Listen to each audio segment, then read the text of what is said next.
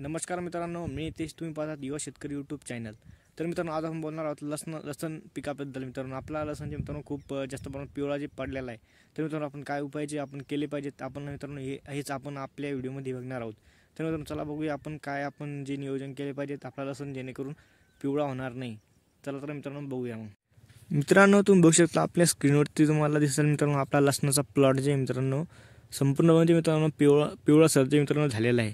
तर मित्रांनो, याचा पिवळसर होण्याचे कारण जे मित्रांनो पाणी जास्त झाल्यामुळे मित्रांनो आपला लसूण जे पिवळ्या पडण्याची शक्यता असते।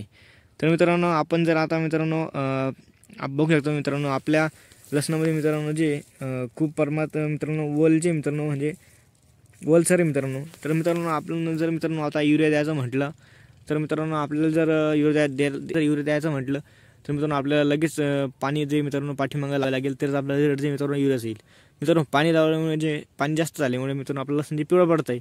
तर मित्रांनो, आपण याच्यावर काय उपाय केला पाहिजे, तर मित्रांनो आपल्याला मी हेच आपले सांगणार आहे मित्रांनो, की आपण काय उपाय जे आपण केले पाहिजे। मित्रांनो, आपण जर युरियाची बॅग टाकली तर मित्रांनो आपल्याला पाणी द्यावं लागेल। मित्रांनो, पाणी दिलं तर आपला लसूण पिवळा पडेल। तर मित्रांनो, आपण जे आज मित्रांनो आपण इथे फवारणी घेऊ शकतो। मित्रांनो, आपण फवारणीमध्ये काय घ्यायचं आहे, मित्रांनो आपण जे आपल्याला मित्रांनो मार्केटला नॅनो युरिया मार्केटला मिळून जातो मित्रांनो, 200 ते 300 रुपयांची प्राईस असते।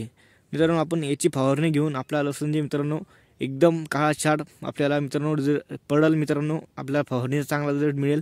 मित्रांनो, अशा प्रकारे आपण फवारणी घ्यावी लसण पिकावरती। मित्रांनो अशाच नवीन व्हिडिओ बघण्यासाठी आपल्या चॅनलला नक्कीच सबस्क्राईब करा आणि शेअर करा। चला तर मित्रांनो, भेटूया अशाच नवीन व्हिडिओमध्ये।